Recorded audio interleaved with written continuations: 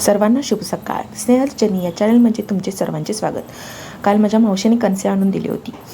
त्या कणसांचं काय करायचं हा विचार चालू होता. तो पण माझी मोठी चिमणी म्हणाली, मम्मी मला कणीस भाजून हवं आहे. आता भाजायचं तर चूल नाही आहे, त्यामुळे गॅसवरच मी ते कणीस तिला भाजून दिले. राहिलेली बाकीचे कणसे मी शिजवली.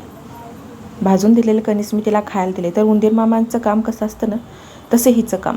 चला असो, मी माझी बाकीची राहिलेली कामे आवरून घेतली. घर सगळं स्वच्छ केलं.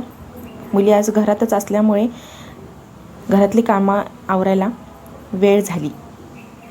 आज सकाळ सकाळी आमच्या खिडकीत एक कपडे येऊन बसले. तर माझी बारकी मुली कशी म्हणते, लवळोंग कर कसं करायला लागले बघ. गेलं.